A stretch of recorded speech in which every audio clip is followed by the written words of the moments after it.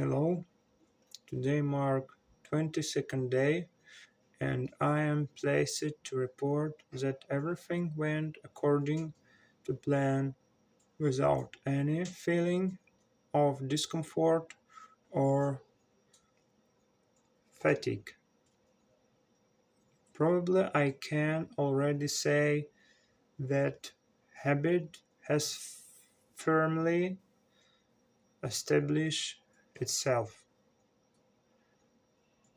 Overall, day was pleasant and productive. There's probably not much more I have to say today, so let's see what tomorrow will bring.